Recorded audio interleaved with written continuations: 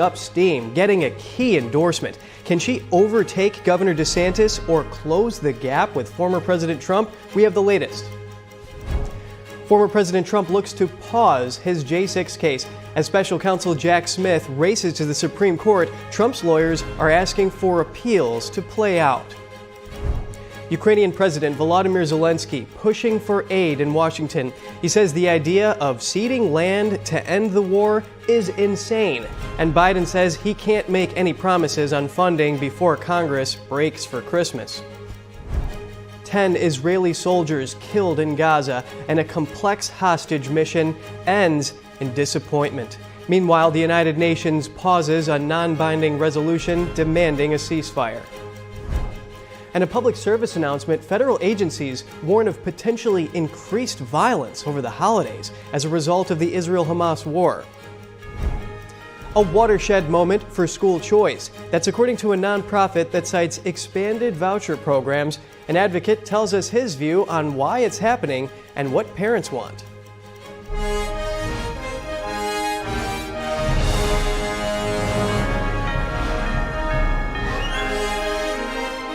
This is NTD Good Morning. Live from our global headquarters, here are Evelyn Lee and Kevin Hogan. Good morning and welcome to NTD. Today is Wednesday, December 13th. Our lead story today, House Republicans aim to formalize their probe into President Biden with a House vote on the impeachment inquiry. It comes after they have been investigating President Biden and his family for months. NTD's Melina Wisecup has the story.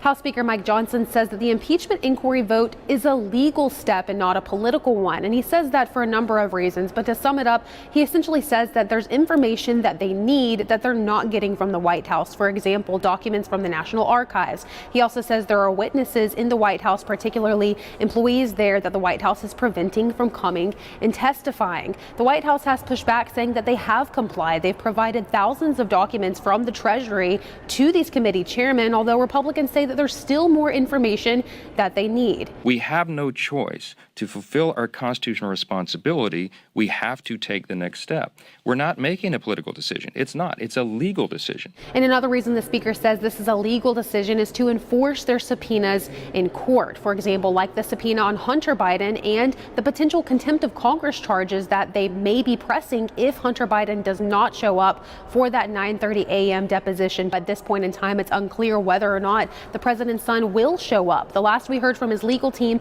is that they requested to do a public testimony instead of a private one. However, Republicans rejected that, and the chairman of these committees say they have not heard back from Hunter's legal team since then.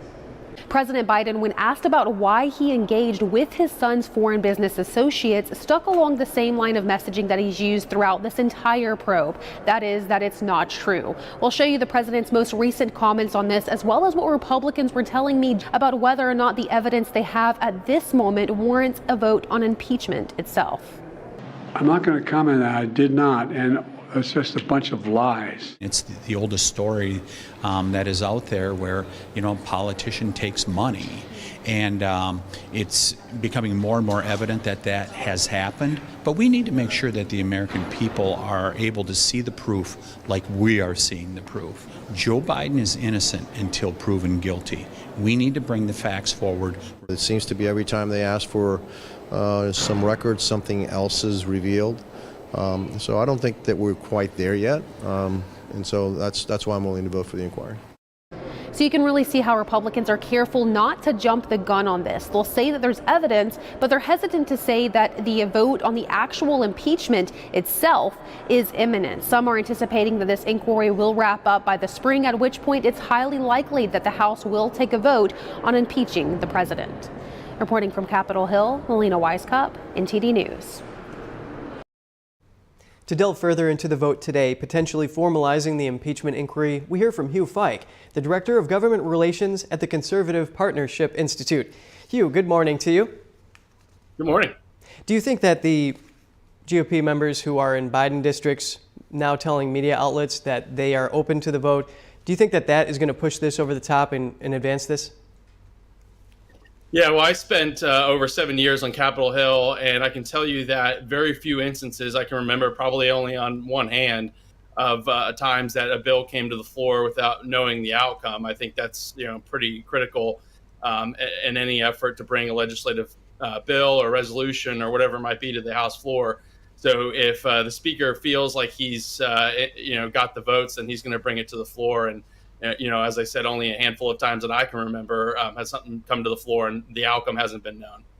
Yeah, and this is pretty obvious. Just clarifying this is not a vote to impeach Biden. This is simply just furthering their moves that they made. Speaker McCarthy, he unilaterally launched this impeachment inquiry, and now they're seeking to formalize that. So that's basically what's at stake here. So what further subpoena power will come from an official vote to formalize it? Yeah, well, up until this point, it's basically been a legislative investigation, right? So Ways and Means, Oversight, and Judiciary have all been investigating this from a legislative standpoint using the normal powers. But as your intro to this segment said, it's going to formalize the inquiry, which means that the executive branch, in theory, should be more responsive to the requests. Right now, the legislative branch the executive branch is not taking this as seriously as they should be. So this formally says that. And, President Polk, I guess one time said that this should reach into the far excesses of the executive branch. And so this will require them to hopefully be more responsive to the Article 2's investigation and oversight of this matter. So it just takes what they're currently doing and formalizes it and gives the executive branch a more formal resolution for what they're trying to accomplish. Right, and on that note, Speaker Johnson is accusing the White House, as we mentioned, of impeding the investigation of House Republicans by blocking witnesses and documents. Will a yes vote today on this inquiry break through that? It should, but this is, in large ways, an administration that's not taking the law seriously. You just have to look at the southern border and what's going on and the lack of enforcement of current laws. So I think this will at least put the ball more firmly in the House's hands, and could lead to things like holding certain people in contempt of subpoenas that don't show up.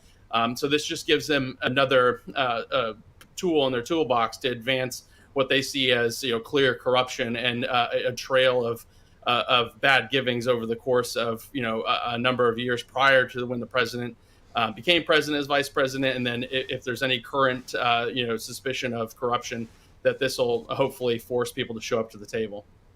Right, and Speaker Johnson was addressing some concerns that this wasn't quite a snappy process, and he was just saying that they need to bring out the facts, and these type of quests here, they take time sometimes for things to emerge and for different developments to happen. There are just as a razor-thin majority in the House right now. Those 3 Republicans in Biden districts said they would vote for it. 1 Republican said he will not. Just in 10 seconds, do you think that that's going to pose any last-minute challenges? No, I don't think so. I think you come to the same conclusion as before. Something of this magnitude, you're going to hopefully know the outcome before it hits the floor. So I don't think so. I think this will sail through, hopefully. Hugh Fike, Director of Government Relations at the Conservative Partnership Institute. I appreciate it. Thank you. Presidential hopeful Nikki Haley gaining momentum. The former South Carolina governor picked up a key endorsement from the free-spirited state of New Hampshire. NTD's Daniel Monahan has more on that and a look at the race with the first primaries fast approaching. New Hampshire Governor Chris Sununu made the announcement he was throwing his weight behind Haley on Tuesday at a town hall event. There was a sweet older woman who has come to a lot of events, and I saw her coming in here, and she said, "So are you going to finally endorse Nikki Haley for president?" "You bet your ass I am. Let's get this thing done." Haley basked in the governor's support, saying, "It doesn't get any better than this." To go and get endorsed by the live free or die governor is about as rock solid of an endorsement as we could hope for. The move by Sununu is the latest step in his long-running effort to slow down Donald Trump's march to the 2024 GOP nomination, and a potential blow to Florida Governor Ron DeSantis' campaign, who had hoped to go 2 for 2 after winning Iowa Governor Kim Reynolds' endorsement. Both states' Republican primaries will be held in January. DeSantis reacted to the news at a town hall in Iowa, saying that even a campaigner as good as Sununu was not going to paper over Nikki being an establishment candidate. Haley has recently picked up some big donors as she rises in the polls. The pair are locked in a bitter battle to emerge as the leading Republican alternative to former President Donald Trump. Haley made her case against Trump a few days ago in Iowa, saying she believes he was the right president back when he was elected. I think he broke the things that needed to be broken. I agreed with a lot of his policies. I had a great working relationship with him. But rightly or wrongly, chaos follows him. Haley says you can't have a country in disarray, in a world on fire, and survive this chaos. Trump still enjoys a strong lead according to the latest polls. A Real Clear Politics poll average shows Trump in front in New Hampshire with over 45%. Haley has moved into second there with over 18%, with DeSantis slipping down to fourth with over 8%. Trump also leads in Iowa, where he has about 50%. DeSantis is in second there with nearly 20%, and Haley in third with over 15%. Meanwhile, a recent Reuters poll has Trump over Biden by 2% nationally, but independent candidate Robert F. Kennedy Jr. could wield a strong influence over the presidential race. The same Reuters poll showed that Kennedy could take more votes from Biden than Trump. Trump's lead grew to 5 points against Biden when respondents could also vote for Kennedy. Daniel Monahan, NTD News. Updates in former President Trump's legal battles. Trump's lawyers are looking to pause proceedings in the federal J6 case after special counsel Jack Smith asked the Supreme Court to weigh in on Trump's presidential immunity. Trump's legal team wants an appeal process to play out after a ruling from District Judge Tanya Chutkan. Chutkan ruled Trump is not immune from prosecution after leaving office for alleged crimes committed during his time as president. Trump maintains his innocence and accuses Smith of attempting a Hail Mary play to bypass his appeal. Smith plans to use Trump's cell phone data from the January 6 time period. Smith will call an expert witness who extracted and reviewed the White House cell phone data. The data could include phones of Trump aides. Smith won't necessarily have access to conversations, but dates and times that calls were made. Smith is looking to avoid delays and keep the March 4th trial date on track. Supreme Court justices signaled they would expedite Smith's request by ordering Trump's legal team to respond by Wednesday next week. And coming up, Ukrainian President Volodymyr Zelenskyy pushing for aid in Washington. He says the idea of ceding land to end the war is insane. And Biden says he can't make any promises on funding before Congress breaks for Christmas. Iran-backed Houthi rebels disrupting shipping in the Red Sea. We get some analysis of U.S. involvement in the region from a retired Navy officer when we come back.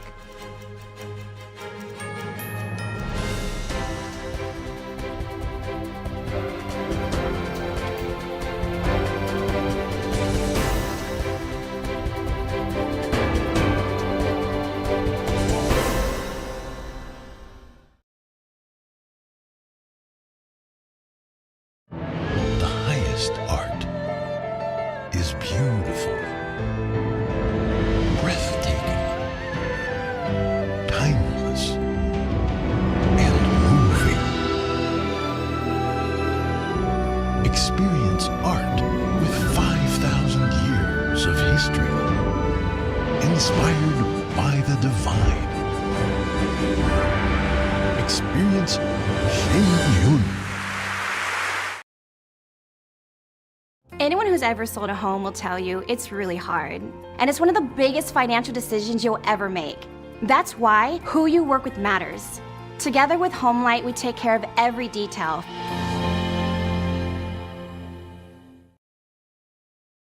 I use Book a Limo on all my trips. They have drivers everywhere.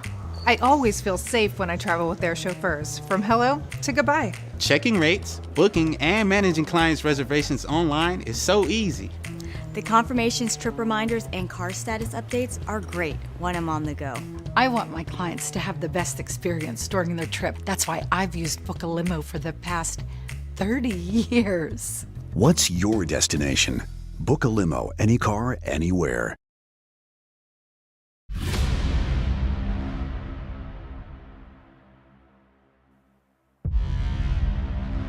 What was the process of actually putting this all together? Many, many hours of finding the right camera angles and watching it. The first trouble started just after 1 o'clock. 45 pages, here it is right here. Donald Trump has been indicted. Somber day for the country. This all happened before President Trump's speech was over. The founder of the Oath Keepers militia group is headed to prison for more than 18 years. His lawyers didn't have this video. The video we're watching right now, his own lawyers did not have. There was a big question of what did the people do who actually did enter the building. This is where we picked it up with the security footage that is new. At this point, the story dramatically changes. The New Jersey man who assaulted a Capitol police officer on January 6th has been sentenced. So this was withheld. This was not shown to the defense. That could be considered exculpatory evidence. This doesn't seem like what a lot of the media is showing. It's going to change narratives no matter what your political perspective is.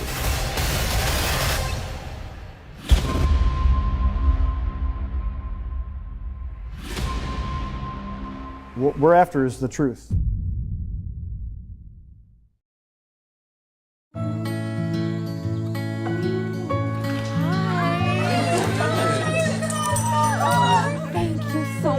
Fostering a pet for a friend or neighbor can keep families together. Learn more at petsandpeopletogether.org.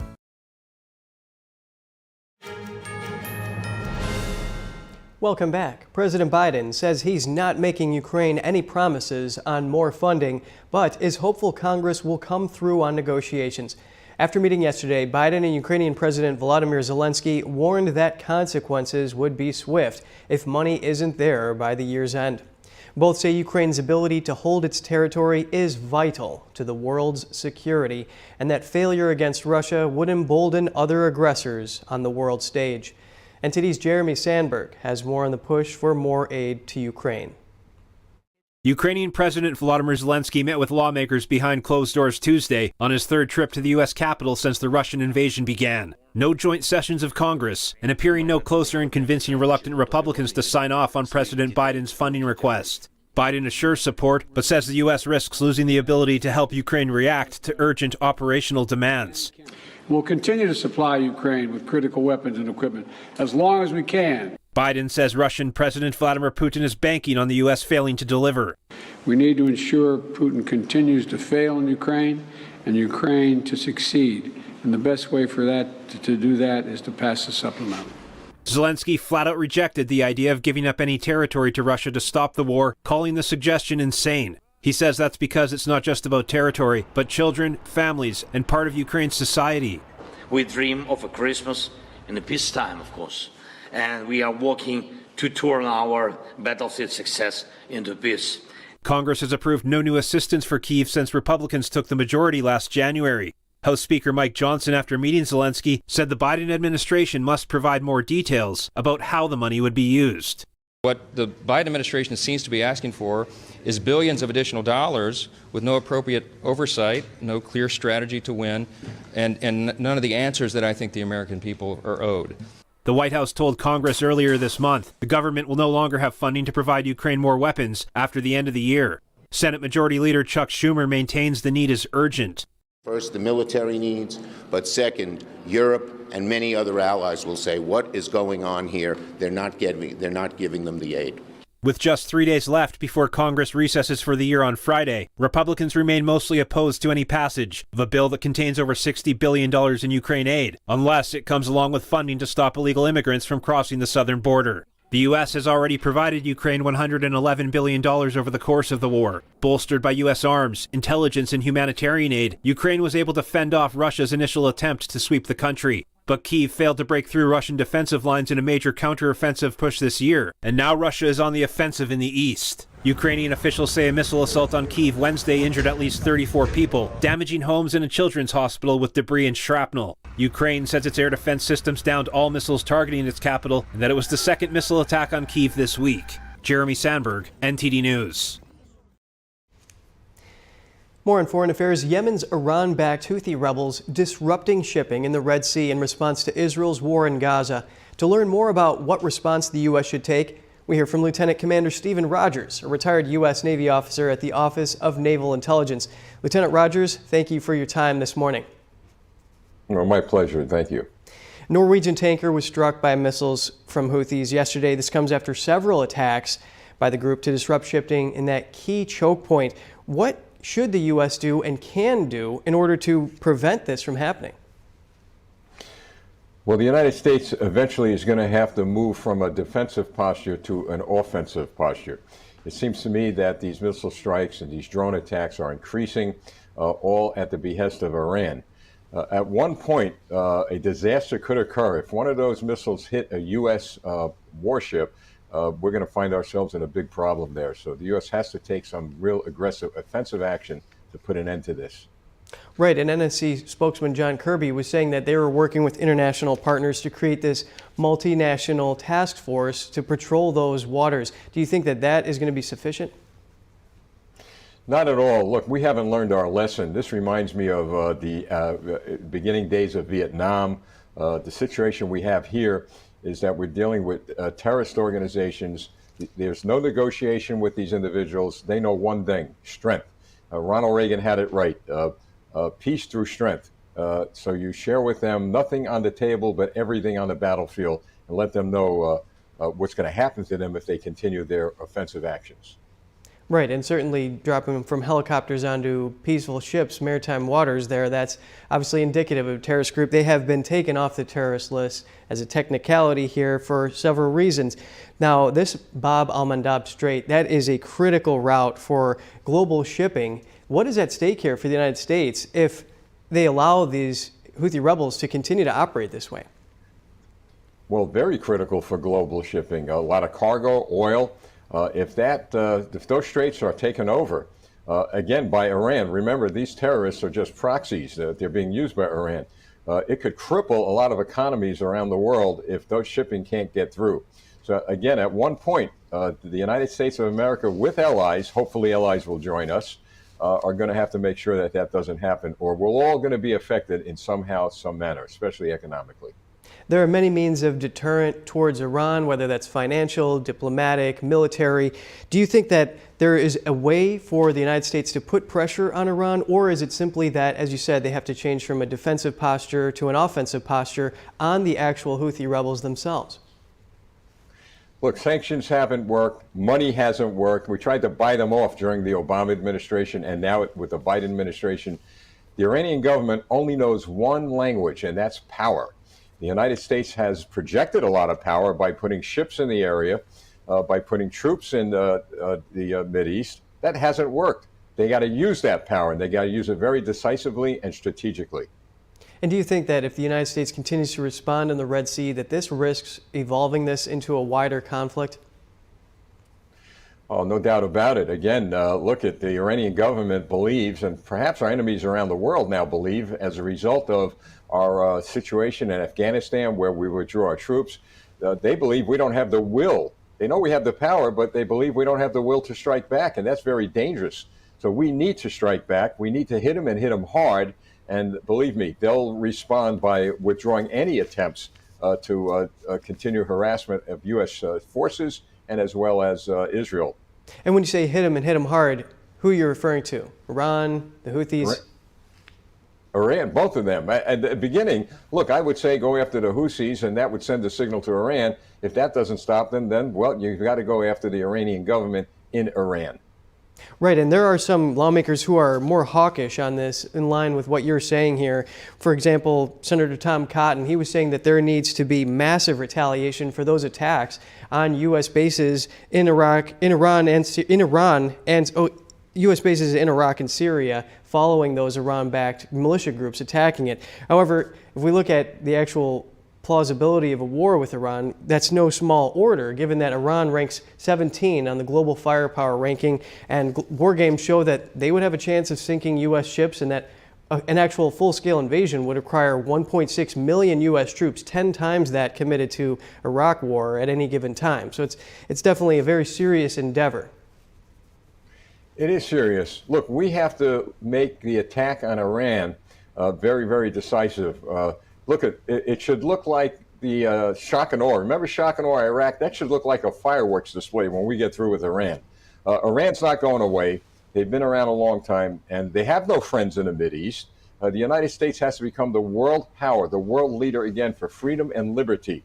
And the way you do that is that you use the strength that you have. Nobody wants a war. Nobody wants to widen this. But Iran is putting their bets and cards on the table that we're going to do absolutely nothing as time goes on. Well, it's time to do something. Get off the defense, get on the offensive, but make sure your first strike is decisive. Well, Iran is a large state sponsor of terrorism, so that is definitely a very high concern. Lieutenant Commander Stephen Rogers, retired U.S. Navy officer at the Office of Naval Intelligence, thank you again. My pleasure, and thank you. Coming up, hope turns to disappointment as a complex hostage rescue operation ends with the discovery of bodies, and a deadly incident for IDF soldiers operating in a Hamas stronghold. Federal agencies warn there could be an increased risk of violence over the holiday season as a result of the conflict in Gaza. The president of Harvard gets to stay on the job, but she is facing another scandal, in addition to the backlash for her comments on anti-Semitism at Harvard. Get those stories when we come back.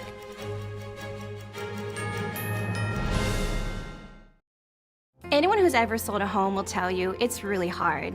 And it's one of the biggest financial decisions you'll ever make. That's why who you work with matters. Together with HomeLight, we take care of every detail.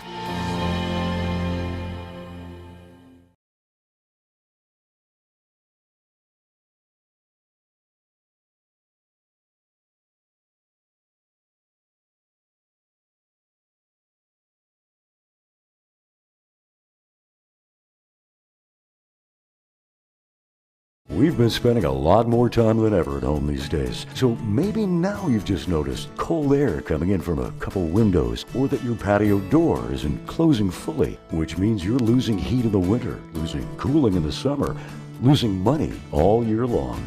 And that means now is the time for new windows and patio doors from Renewal by Andersen. Most installations are usually done in just one day. Renewal by Andersen windows and doors can help lower your heating bills and air conditioning bills with their most energy efficient glass available. Only their windows are made with Fibrex material, proven to be 2 times stronger than vinyl. And they're backed by a 20-year warranty. And right now, when you buy one window or patio door, get one at 40% off. Plus, there's no money down, no payments for 12 months, and no interest for 12 months. Plus, an additional $200 off your entire purchase. 1-800-218-1510. The shining gem of New England. This delightful seaside city of Newport is one of the most beautiful places in the state. Today, we bring you here as we meet with our friends and fellow musicians from the Hermitage Piano Trio. As a team, they have garnered multiple Grammy Award nominations with their breathtaking performances.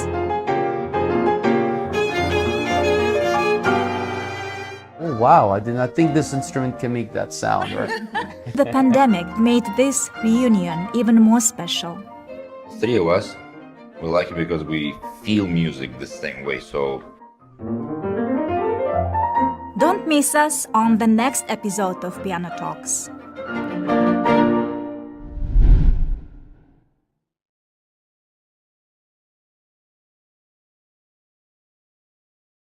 I don't think that many kids in my son's school even do it. He makes fun of his friend who vapes. He would never try it. She's into soccer. She's on the honor roll. She's just not the type. No way. No way. No way. No way, my kid would never vape. Get your head out of the cloud. Today, nearly 8,000 kids will start vaping. Maybe even yours. Learn about the dangers at talkaboutvaping.org. I'm David Lamb in the San Francisco Bay Area, and we are NTD News.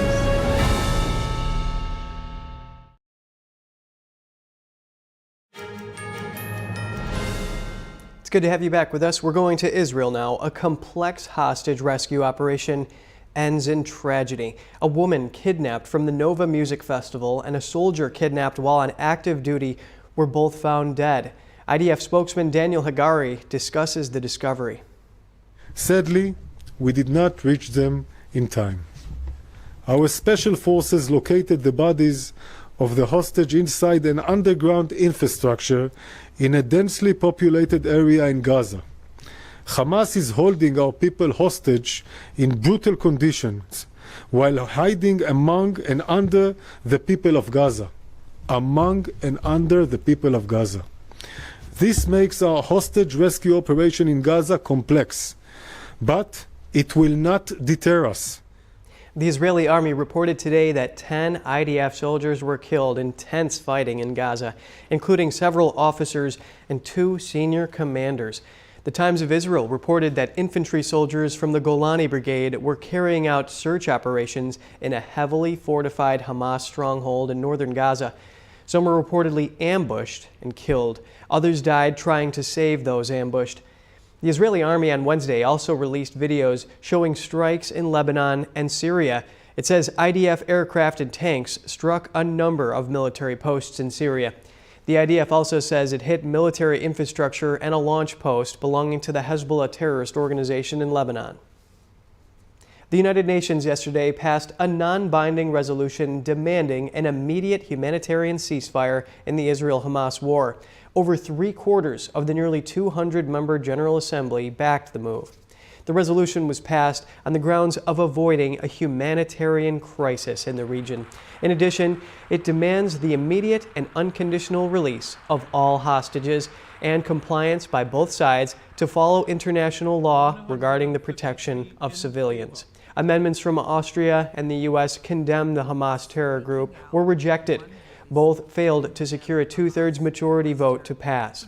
Resolutions passed by the General Assembly are not legally binding, but carry political weight. Israel's ambassador to the UN condemned the passage of the resolution, calling it hypocritical and saying it would ultimately aid the terror group's goal to destroy Israel. The United States vetoed a ceasefire resolution in the Security Council last week. It was approved by a majority of the 15-member body. President Biden and Israeli Prime Minister Benjamin Netanyahu are trading tough talk about plans for a post-war Gaza. Speaking at a Democratic fundraiser Tuesday, Biden said Israel is starting to lose support. Here's the story. Nearly 2 months after the leaders of the U.S. and Israel met to show unity, criticism has slipped into the commentary. Here's what President Biden said at a Hanukkah reception Monday after pledging to continue military assistance to Israel. But we have to be careful. They have to be careful. The whole world's public opinion can shift overnight. We can't let that happen. Tuesday, the president told Democratic donors Israeli Prime Minister Benjamin Netanyahu must change, even if the Israeli government opposes a 2-state solution. Netanyahu admitted there is disagreement, though a senior advisor says it's important to put the disagreement into context. We agree on the need to defeat Hamas, that Israel is within its right and within its obligation to our people to destroy Hamas, that we have to see a new situation in the Gaza Strip. The current situation is drawing critics of a growing humanitarian crisis. A Doctors Without Borders official says living conditions can barely be described as such. People are displaced once, twice, sometimes more. They just don't know where to go anymore. U.S. officials say the U.S. is pressuring Israel to open up the Kerem Shalom border crossing to allow more aid. The first trucks were inspected Tuesday, but still can't go directly to Gaza. For us to be able to get in with anywhere near the level of humanitarian assistance that is needed, we need a ceasefire. We need an end to the fighting. The IDF continues to hand out videos showing its fight against Hamas. A White House official says Wednesday Biden will meet with family members of American hostages held by Hamas, a reminder of shared interests despite differing views. The FBI and Department of Homeland Security are warning of an increased threat of violence over the holidays as a result of the Israel-Hamas war. That's according to a public service announcement made yesterday. Authorities say the war will likely increase the threat of violence, especially against large holiday gatherings or protests throughout winter. The The warning comes as part of several announcements made by the two agencies since the start of the war, which asked the public to remain vigilant and report any threats of violence. Harvard President Claudine Gay will keep her job. The head of the Ivy League school drew backlash for her comments last week at a congressional hearing on anti-Semitism. In a statement on Tuesday, Harvard University's highest governing body said they have decided to keep Claudine Gay as president. Gay has faced calls from lawmakers and alumni donors to resign over her response to anti-Semitism. The Harvard Corporation said, "Our extensive deliberations affirm our confidence that President Gay is the right leader to help our community heal and to address the very serious societal issues we are facing." Leaders of the Jewish community criticized Gay for failing to step up. The academic leaders have not stepped up. Academic leaders should be leading and teaching people on campus what's right, what's wrong. And yes, that might not be the exact course material, but what's right and what's wrong needs to be fought out in these halls. During a House hearing last week, lawmakers asked Gay if calling for the genocide of Jews violates Harvard's code of conduct. Gay said it depends on the context. Amid the backlash, there were some who defended her answers. Well, I fully support her testimony before Congress. I do believe that the situation has been taken out of context in the emotions of the immediate moment. Congresswoman Elise Stefanik is one of the lawmakers who had heated exchanges with Gay. She reacted to Harvard's decision on Tuesday. This is a moral failure of Harvard's leadership and higher education leadership at the highest levels. And the only change they have made to their code of conduct, where they failed to condemn calls for genocide of the Jewish people, the only update to the code of conduct is to allow a plagiarist as the president of Harvard. The Harvard president is also embroiled in a plagiarism scandal.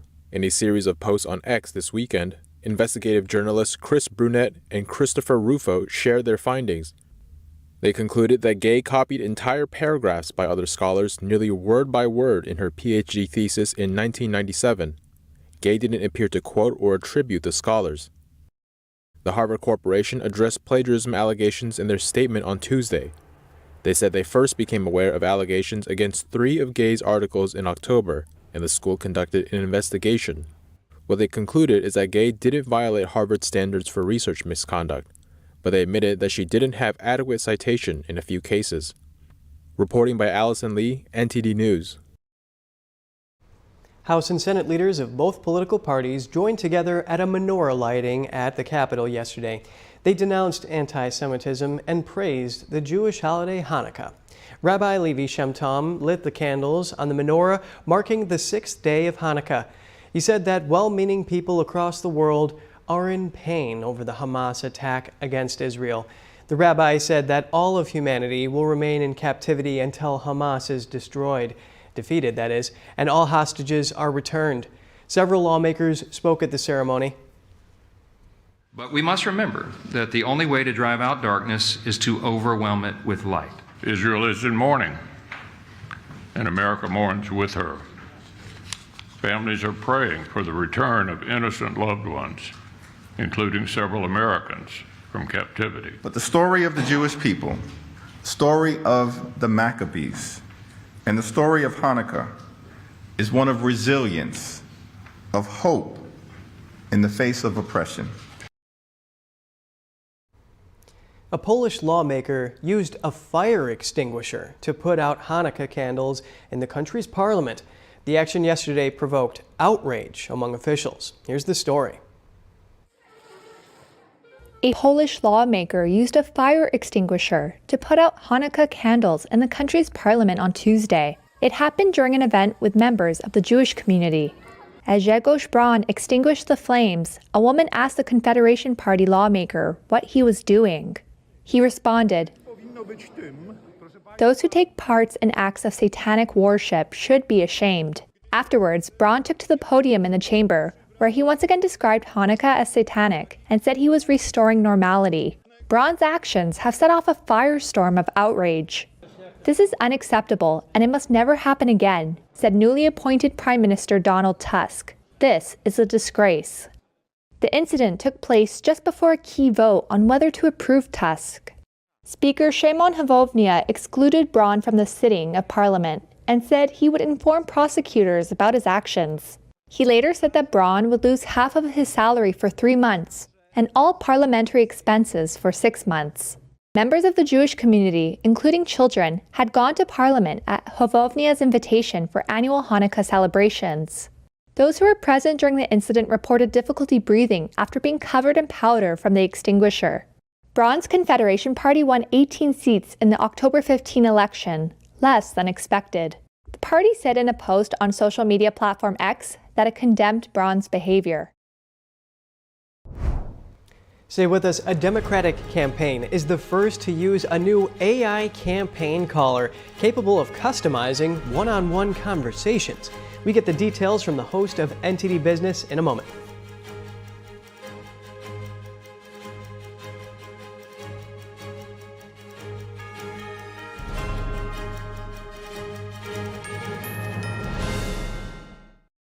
Shen Yun Creations, the streaming platform from Shen Yun, featuring world-class dance, past programs, and all original music.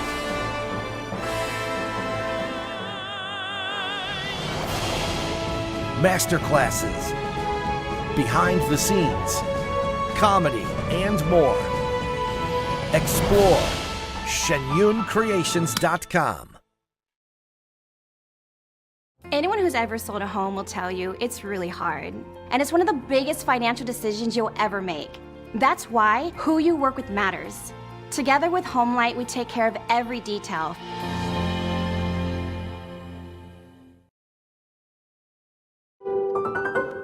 Kindness is cool. Because we feel happier when we do good. Kindness connects us with others and improves our self-esteem. Simple actions, meaningful lives. Let's practice kindness, share our love, and show our care for one another. Submit videos of kindness to Gangjing World for prizes up to $10,000 in cash.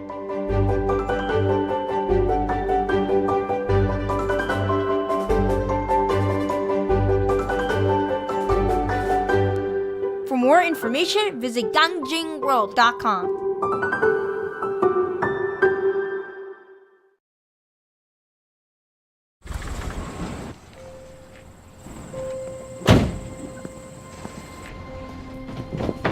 Dad, they took over my bedroom. Come on, come on. Okay, Dad. 1, 2, 3.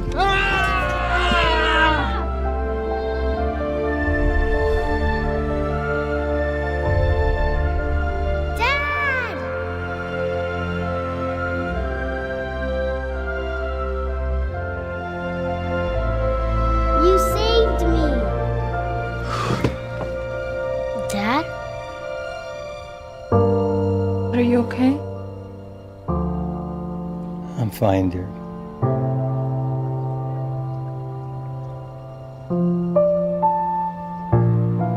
Your hero needs you now, and AARP is here to help. Find the care guides you need at aarp.org/caregiving.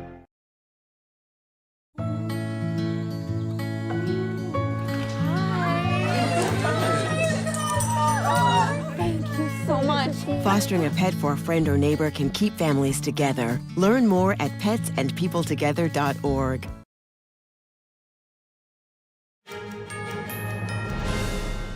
Welcome back. Joining me now is NTD Business host Don Ma to discuss the world's first artificial intelligence-powered political campaign caller. The AI campaign volunteer is called Ashley, and it's not your typical robocaller. So Don, what's so special about Ashley? Well, it's a completely synthetic robocaller, but her responses are not pre-recorded. Actually, it's None of them are pre-recorded. It's capable of having an unlimited number of phone calls at the same time, and it's customized for each individual as well. So, I mean, the secret here, we have already, you mentioned already, it's because she's powered by AI, and this is generative AI similar to ChatGPT, and it's a caller for Shemaine Daniels' campaign for Congress. And over the weekend, Ashley called thousands of Pennsylvania voters. She starts the phone call by introducing herself and then clarifying that it is artificial intelligence and it's not a human. It can analyze voters' profiles to have conversations around their key issues. And the benefits of course, having AI is that it always shows up for work. It has perfect recall of Daniel's positions, and if you hang up on it, it's not going to feel bad because, it is AI. It's fluent in over 20 languages, so that makes it very convenient for you to connect to voters who speak different languages. And I think one of the best things about this for her campaign is that probably saves them a lot of money. Just having this one AI caller, it can reach out to thousands in Pennsylvania. And one voter actually said that he enjoyed hearing from Ashley, even though he could tell immediately that it was AI and not a human. Well, it definitely sounds like it could be a huge advantage for some of these campaigns, just as long as the people that it calls don't get annoyed and view it as a spam call and then have a negative view of that candidate. So what are some of the limitations to this? Right, of course. It seems like generative AI could be ushering a new era for political campaigning, but the developments do worry some because there's concern of whether this is going to worsen disinformation and misinformation, because for many who have used generative AI tools like ChatGPT, they have experienced situations where the AI chatbot will give them answers that are incorrect or made up. In fact, I mean, personally, I have experienced this as well. But if you're just having fun with the AI chatbot, I mean, it doesn't really matter. But the stakes are much higher in a political context, and it could be harmful in certain situations when the stakes are higher. And Daniels says that this AI chatbot only produces factual information. But, factual information, that's only based on the judgment of the designers of the chatbot. AI chatbots definitely do have either left or right leaning tendency. So the news outlet Politico did a test call with Ashley and asked about Daniel's Republican opponent, Scott Perry. So they asked Ashley about about Scott, and then Daniel it responded saying that Daniels has concerns about Perry's involvement in the January 6th insurrection, and that as well as his attempt to overturn the 2020 election. So that was basically Ashley's response. I mean, at least they gave Ashley a metallic voice so that you immediately know you're talking to an AI. So, I mean, yeah, it seems like there are pros and cons to this. Right, yeah, and AI is definitely making a lot of waves. We saw a huge protest in Hollywood centered on the use of AI. Now it's entering the political sphere, and we've also seen deepfakes, so really have to be vigilant about this. Let's switch topics now. Netflix, it just released some data for its streaming platform. Tell us a little more about this. Yeah, sure. It seems like Netflix is out with its most transparent data so far about its viewership. The streaming service pledged to increase transparency about how many hours certain programs are streamed as part of the Writers Guild of America contract ratified in October. One of the top shows that the Netflix viewers spent the most time watching is The Night Agent, Season 1, with more than 812 million hours. Ginny and Georgia, Season 2, and The Glory, Season 1 had more than 660 million hours each. Also, Wednesday, Season 1, and Queen Charlotte, A Bridgerton Story, had more than 500 million hours each. That's all lost on me. I don't watch as much TV as maybe I should, but hopefully you can fill us in on that at some point. But now, Don, let's see here. With these classic Christmas movies, are they getting a boost in viewership during this time right now? And speaking of that, are we going to see things that people need to keep in mind when they're out shopping and spending, trying to buy gifts this Christmas season? Yeah, that's an interesting question. So when it comes to that, it seems like you got to keep those shipping deadlines in mind. You don't want your gift to arrive after Christmas. So to ensure gifts are under the tree in time, be mindful of when your packages need to be shipped out. The United States Postal Service recommends that holiday mail be sent out by December 16th. For it to arrive by Christmas. But if you're doing priority, you have 4 extra days to get those packages to the post office. Meanwhile, FedEx recommends a shipping date no later than December 15th for a 5-day home delivery, and UPS recommends packages be shipped out on December 19th using a 3-day select if they are to be delivered by Saturday, December 23rd. Really important that those gifts get there right as Santa's coming. Exactly. Yeah. Don Ma, host of NTD Business, thank you for your time. Thank you. And stay with us. A school choice advocate explains what some are calling a watershed moment for the movement. He tells us that it's because parents want strong fundamentals in education and not indoctrination. Get that story in just a minute.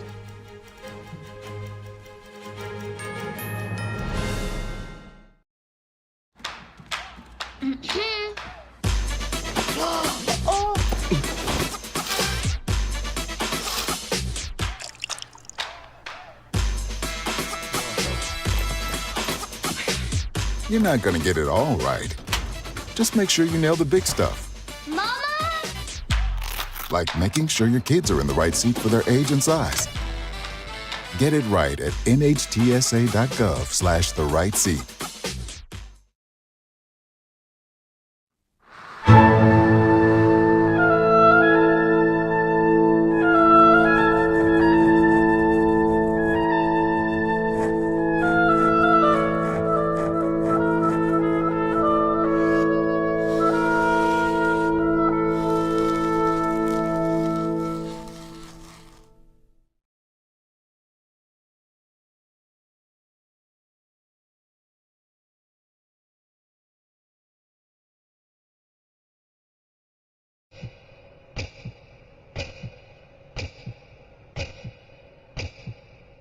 بیست و 3 سال 16 سال عمري ما هفت اما داعش کردیان برانبر خشک و دایکانی ازدی اما کاری که دور لهمو چمک دموکراسی و موافقانی مرو و انسانیت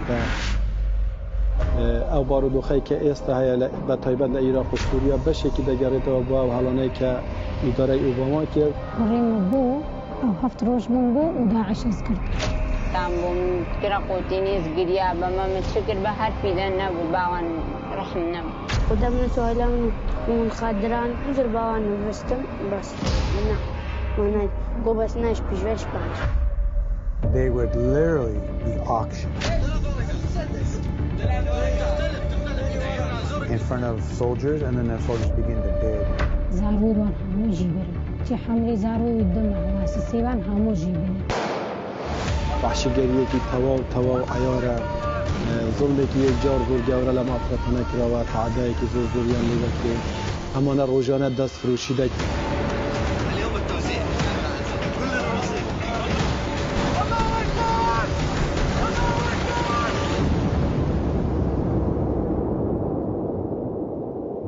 Imagine being a child, having a child mentality and these evil people come and wheel you away from the only safety you've ever known.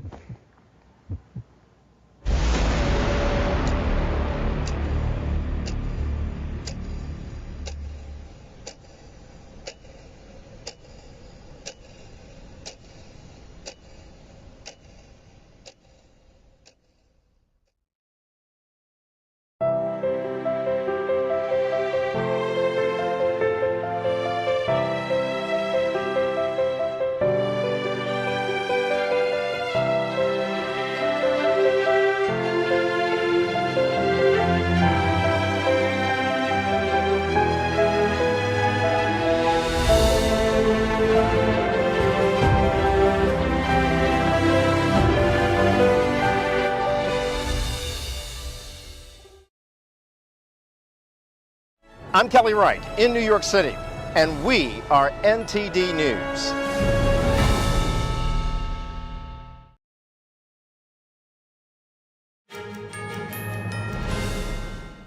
It's good to have you back with us. We're turning now to education. This year is said to be a watershed moment for school choice. That's according to the nonprofit EdChoice. It says so because states have created or expanded voucher programs. I asked Corey DeAngelis, a senior fellow for the American Federation for Children, if he agrees with this. Take a look. Yeah, absolutely. Over the past 2 years alone, we've had 10 states go all in on school choice, passing universal school choice programs, allowing every single family, regardless of income, background, or zip code, to take their children's state-funded education dollars to the education provider of their choosing. And this is because the teachers' unions overplayed their hand. They fought to keep the schools closed as long as possible, showing parents exactly what was happening in the classroom, showing that public schools in far too many cases were focusing on indoctrination as opposed to education. And parents have woken up and they're demanding more freedom and choice in education for their kids. Yeah, and on top of that, at least 7 states have actually created new programs to allow more access to these vouchers. So what happens when someone gets a voucher in terms of their child's education? How does it improve that?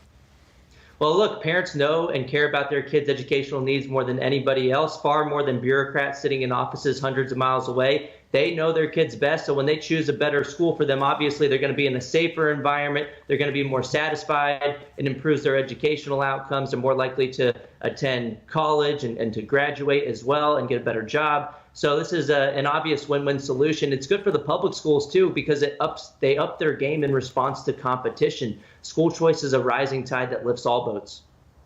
Right, and when we look at the other side here, the superintendent of Fort Wayne, Indiana schools said that school vouchers are an assault on public education, saying that it takes money away from struggling public schools and these students that are maybe low income, and it gives it to the middle class students. What's your reaction? Look, allowing families to choose their grocery store isn't an assault on Walmart because you can choose other options. Allowing families to choose their school isn't an assault on the public schools. You can still choose your public schools. If you like your public school, you can keep it for real this time, unlike with your doctor. But we've had 26 to 29 studies finding positive effects of school choice competition on the outcomes in the public schools. And the money doesn't belong to the schools anyway, whether it's a public or private institution. The money's meant for educating the child. It should follow them to wherever they're getting the best education. And that public school option is and still should be on the table. And it is with private school choice options. You can choose the education provider that works best for you. In a way, sort of the free market of education playing out here. Now, Arkansas was a big proponent of school choice. Governor Huckabee Sanders, actually, when she initially took office, she was providing universal school vouchers. And that was in part because of critical race theory and other things like that. I know we talk about the effects of the education system based on the pandemic, but what more can you tell us about these type of ideologies that pervade the system? Yeah, look, a lot of families who thought their kids were in good public schools because of the standardized test scores started to see another dimension of school quality that's far more important, whether your kid's getting a curriculum that aligns with your values. Parents don't want to send their kids to institutions where they feel like they're being indoctrinated in ways that don't align with their own values and to hate their country and their families. And so, critical race theory divides kids by race and into the oppressors and the oppressed. And so when we see a lot of these Hamas protests at schools, I think it kind of results from the Marxist ideology behind critical race theory. It pits us against each other, and parents don't want that. They just want an education focused on the basics, math, reading, and writing. They want their kids to get a better job when they're older. They don't want to have a politicized curriculum injected into the classroom. Well, thank you for the analysis. Corey DeAngelis, Senior Fellow at the American Federation for Children. Yeah, thank you so much for having me. Just about 1 minute to 8 a.m., so the second part of our broadcast starts now.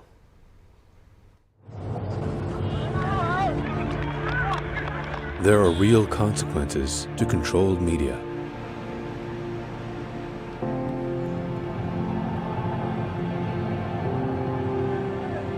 And NTD's founders know them firsthand. Our freedom of thought is the price. This is the lesson that guides us in everything we do. Yeah, so there's the tear gas there. We know the value of a free society. And we take seriously the responsibility to preserve it. We are NTD.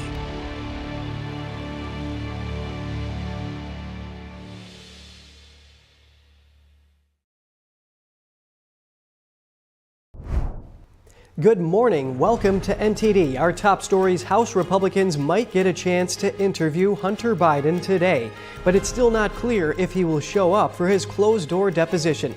The Oversight Committee gets ready to report contempt of Congress. Nikki Haley scores a win, gaining a key endorsement with the January primaries fast approaching. Can she pass DeSantis as the top Trump alternative? Ukrainian President Volodymyr Zelenskyy pushing for aid in Washington. He says the idea of ceding land to end the war is insane, and Biden says he can't make any promises on funding before Congress breaks for Christmas. 10 Israeli soldiers die in Gaza, some ambushed in a Hamas stronghold, and the UN passes a resolution demanding a ceasefire in the Israel-Hamas war. The United Nations General Assembly voted in favor of demanding a ceasefire in Gaza. Amendments from Austria and the U.S. were rejected. An Israeli family released from Hamas recounts their experience as hostages. Stay tuned to hear their story.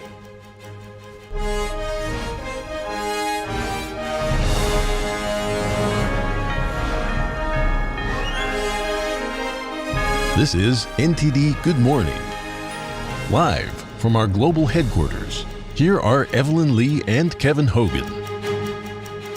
Welcome to NTD. Today is Wednesday, December 13th. Today's top news: House Republicans hope to interview Hunter Biden behind closed doors today. The first son is reportedly in Washington, but didn't say if he would appear. GOP leaders say they will hold him in contempt of Congress if he ignores their subpoena. Hunter Biden's lawyers wanted any testimony to be public over concerns that comments might be taken out of context. Republicans say filming the deposition and releasing the transcript would prevent that. Oversight Chair James Comer told CNN the plan is to sit in the committee room this morning and see if Hunter Biden appears.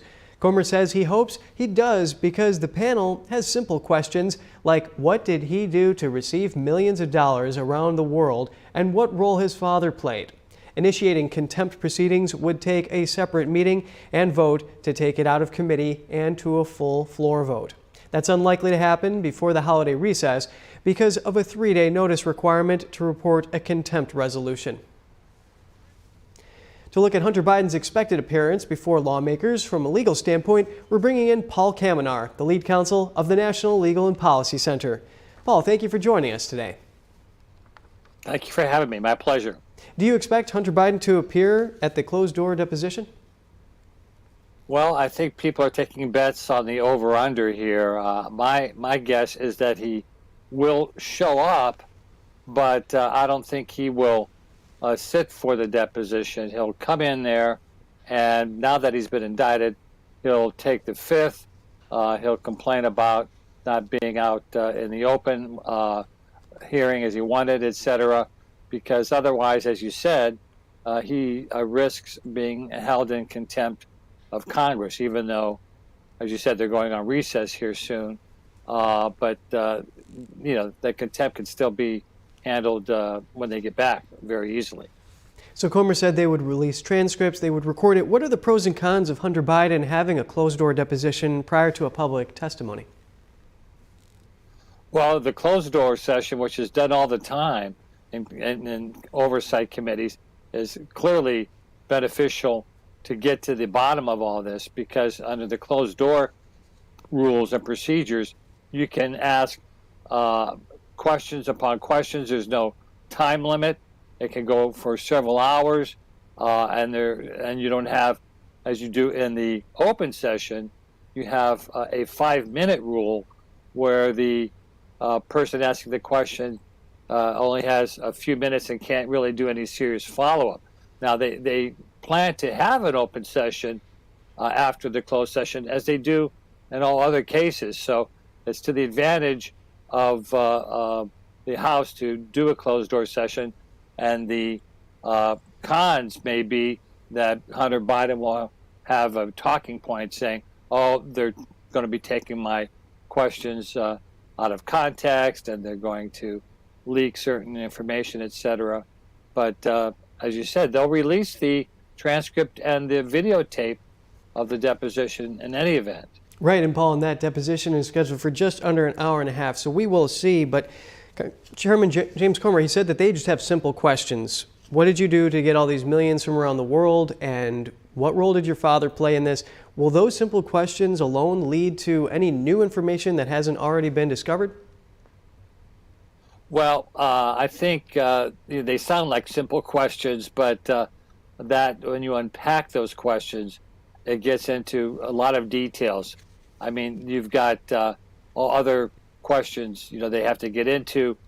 They do have, as you know, and a lot of information already, but a lot of it is not completely verified. So these questions will be able to get to the bottom of it and get to the truth of what Hunter Biden did and what was his connection with his father on all these type of dealings with foreign countries. Well, certainly there's going to be a lot of lawyers involved and a lot of follow-ups and more in-depth questions that they're going to use to try to pry some of that information out in order for the American public to understand the history of the Biden family here. Do you expect that they're going to have any success and make any progress today?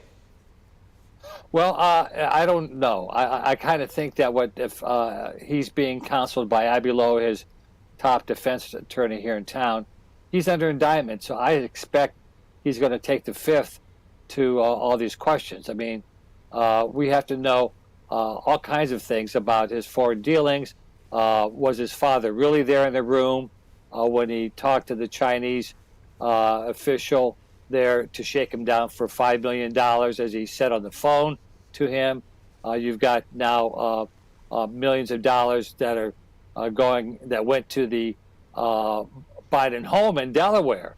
There were 6 suspicious activity reports from the banks on that. They want to know what's that all about. So there's going to be hundreds of questions that'll be asked behind closed doors. And so we'll see here in about an hour or so whether he's going to show up.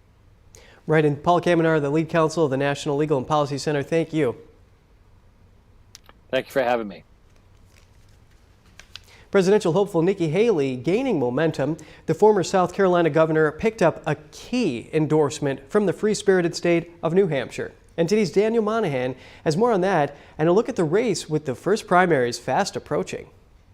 New Hampshire Governor Chris Sununu made the announcement he was throwing his weight behind Haley on Tuesday at a town hall event. There was a sweet older woman who has come to a lot of events, and I saw her coming in here, and she said, "So are you going to finally endorse Nikki Haley for president?" You bet your ass I am. Let's get this thing done. Haley basked in the governor's support, saying, "It doesn't get any better than this." To go and get endorsed by the live free or die governor is about as rock solid of an endorsement as we could hope for. The move by Sununu is the latest step in his long-running effort to slow down Donald Trump's march to the 2024 GOP nomination, and a potential blow to Florida Governor Ron DeSantis' campaign, who had hoped to go 2 for 2 after winning Iowa Governor Kim Reynolds' endorsement. Both states' Republican primaries will be held in January. DeSantis reacted to the news at a town hall in Iowa, saying that even a campaigner as good as Sununu was not going to paper over Nikki being an establishment candidate. Haley has recently picked up some big donors as she rises in the polls. The pair are locked in a bitter battle to emerge as the leading Republican alternative to former President Donald Trump. Haley made her case against Trump a few days ago in Iowa, saying she believes he was the right president back when he was elected. I think he broke the things that needed to be broken. I agreed with a lot of his policies. I had a great working relationship with him. But rightly or wrongly, chaos follows him. Haley says you can't have a country in disarray, in a world on fire, and survive this chaos. Trump still enjoys a strong lead according to the latest polls. A Real Clear Politics poll average shows Trump in front in New Hampshire with over 45%. Haley has moved into second there with over 18%, with DeSantis slipping down to fourth with over 8%. Trump also leads in Iowa, where he has about 50%. DeSantis is in second there with nearly 20%, and Haley in third with over 15%. Meanwhile, a recent Reuters poll has Trump over Biden by 2% nationally. But independent candidate Robert F. Kennedy Jr. could wield a strong influence over the presidential race. The same Reuters poll showed that Kennedy could take more votes from Biden than Trump. Trump's lead grew to 5 points against Biden when respondents could also vote for Kennedy. Daniel Monahan, NTD News. Up next, Ukrainian President Volodymyr Zelenskyy and President Biden pushing for aid in Washington. But Biden says he can't promise it'll be there before Christmas, with Republicans leveraging for changes to border policy. A complex hostage rescue turns tragic as the IDF reports on casualties during tense fighting in Gaza. The UN continues putting forward a vote to demand an immediate ceasefire in Gaza. Stay with us.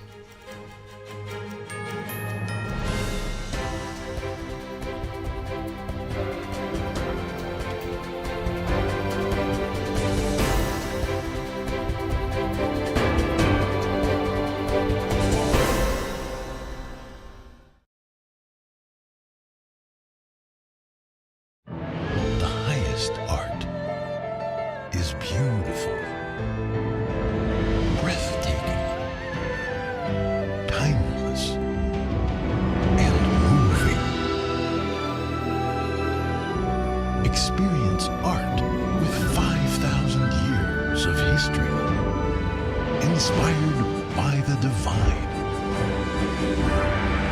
Experience Shen Yun. Anyone who's ever sold a home will tell you it's really hard. And it's one of the biggest financial decisions you'll ever make. That's why who you work with matters. Together with HomeLight, we take care of every detail.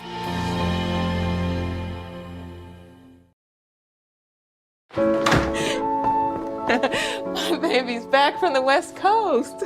Here are those pictures that you asked for your school project? First day of school, cute as a button. So long ago. Oh, here's Grandma Florence after that flood wiped out the whole neighborhood. Sometimes I just cannot believe all the storms we've gone through here. I can only hope that we'll be able to leave this house to you one day, baby. You're our legacy. Planning for these disasters will make sure we're safe, and it's the best way to protect that legacy. Ah, those beans smell heavenly. Give Mom a little credit. You know what? We should make an emergency communication plan. That way we're ready this year. Great idea. At my dorm, we have emergency kits for earthquakes and wildfires, but I'm sure there's something more local I can send you with the link. Okay. Smart. I'm coming to share with you guys. Protect your legacy. Plan for natural disasters today. Visit ready.gov/plan. Is deep-sea fish oil really healthy? Due to pollution in the oceans, most fish contain heavy metal elements and radioactive substances. That's why it's so important to choose a pure source of omega-3. Puritang green vegetable omega-3 is made from purslane and perilla seeds, which are rich in nutrients and minerals, especially vitamins A, D, E, calcium, and iron. With natural processing and no harmful chemical additives, it has more than 90% concentration of omegas 3, 6, 7, and 9. It effectively improves brain power and is beneficial to the heart's health. Puritang omega-3 does not smell of fish and contains no pollutants, so both adults and children can safely and easily consume it over a long period of time. Puritang green vegetable omega-3, greener, healthier, and more effective. Visit puritang.com to learn more. You're American, and then you come home and you're Honduran. Totally relate to that. Like, it's like double personality kind of thing.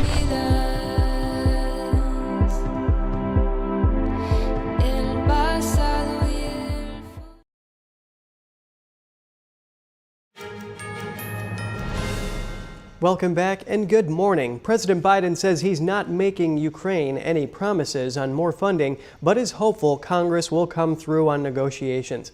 After meeting yesterday, Biden and Ukrainian President Volodymyr Zelenskyy warned that consequences would be swift if money isn't there by the year's end. Both say Ukraine's ability to hold its territory is vital to the world's security, and that failure against Russia would embolden other aggressors on the world stage. NTD's Jeremy Sandberg has more on the push for more aid to Ukraine.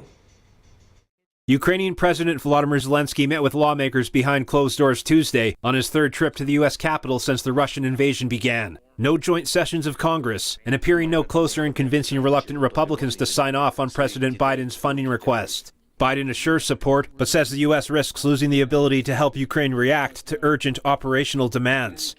We'll continue to supply Ukraine with critical weapons and equipment as long as we can. Biden says Russian President Vladimir Putin is banking on the U.S. failing to deliver. We need to ensure Putin continues to fail in Ukraine and Ukraine to succeed. And the best way for that to do that is to pass the supplemental. Zelenskyy flat out rejected the idea of giving up any territory to Russia to stop the war, calling the suggestion insane. He says that's because it's not just about territory, but children, families, and part of Ukraine's society. We dream of a Christmas in the peacetime, of course, and we are working to turn our battlefield success into peace. Congress has approved no new assistance for Kyiv since Republicans took the majority last January. House Speaker Mike Johnson, after meeting Zelenskyy, said the Biden administration must provide more details about how the money would be used. What the Biden administration seems to be asking for is billions of additional dollars with no appropriate oversight, no clear strategy to win, and none of the answers that I think the American people are owed. The White House told Congress earlier this month the government will no longer have funding to provide Ukraine more weapons after the end of the year.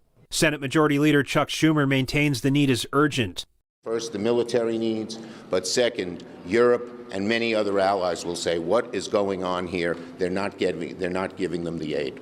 With just 3 days left before Congress recesses for the year on Friday, Republicans remain mostly opposed to any passage of a bill that contains over $60 billion in Ukraine aid, unless it comes along with funding to stop illegal immigrants from crossing the southern border. The U.S. has already provided Ukraine $111 billion over the course of the war. Bolstered by U.S. arms, intelligence, and humanitarian aid, Ukraine was able to fend off Russia's initial attempt to sweep the country. But Kyiv failed to break through Russian defensive lines in a major counteroffensive push this year, and now Russia is on the offensive in the east. Ukrainian officials say a missile assault on Kyiv Wednesday injured at least 34 people, damaging homes and a children's hospital with debris and shrapnel. Ukraine says its air defense systems downed all missiles targeting its capital, and that it was the second missile attack on Kyiv this week. Jeremy Sandberg, NTD News.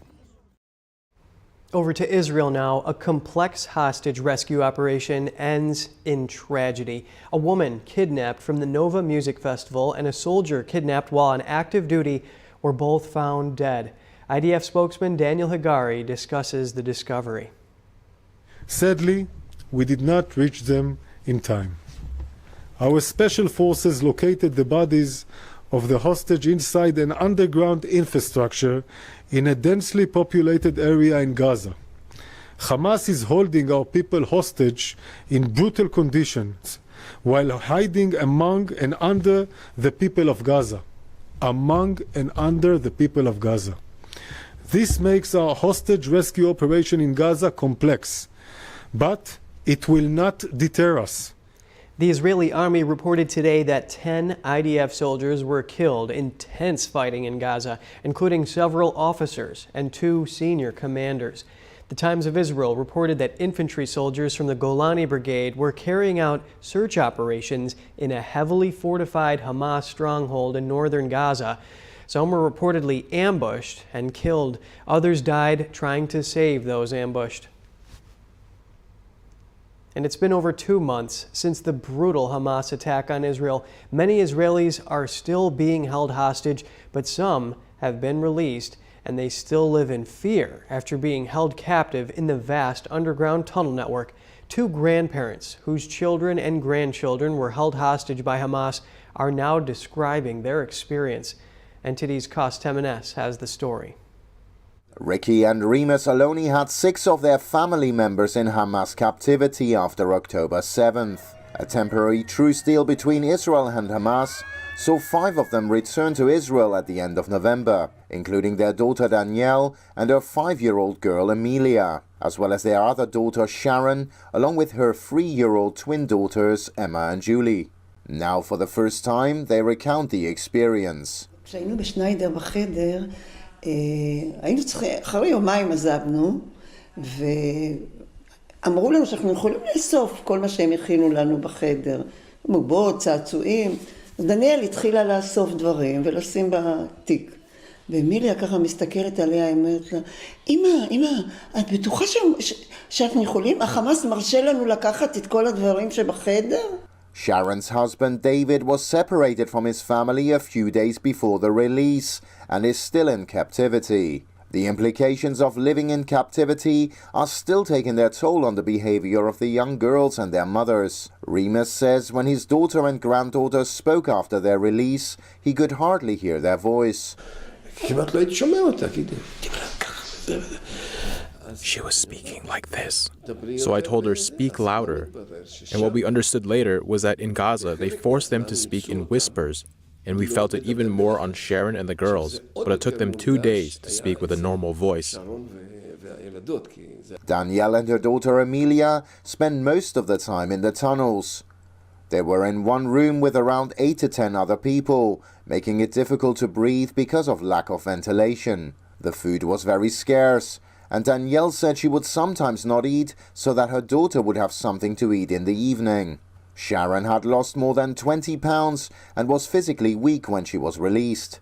She was separated from her daughter for 10 days during the ordeal. ההתרחשות הזאת של ילדה שלא נמצאת עם אמא שלה 10 ימים, זו התעללות בלב של אמא, שאי אפשר, בדמיון הכי גדול אי אפשר לתאר דבר כזה.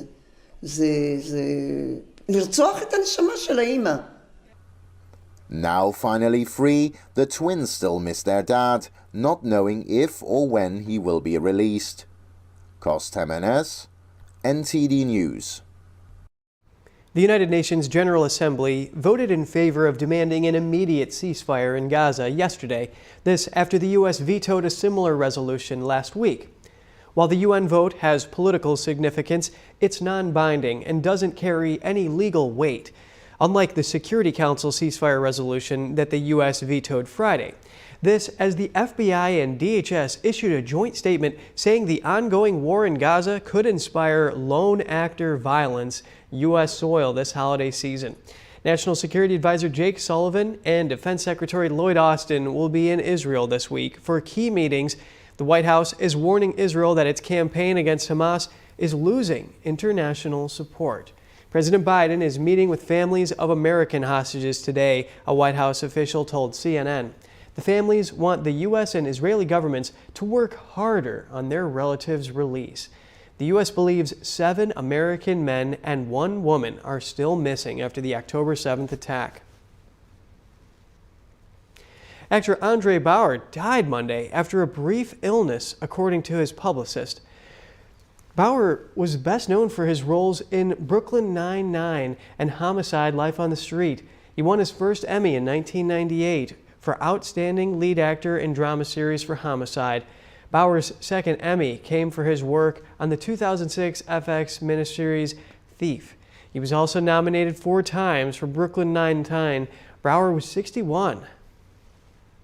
Fed up with the crime, rather than turning to despair, one Oakland resident remained hopeful and through a small gesture sought to bring tranquility to his neighborhood with a Buddha statue.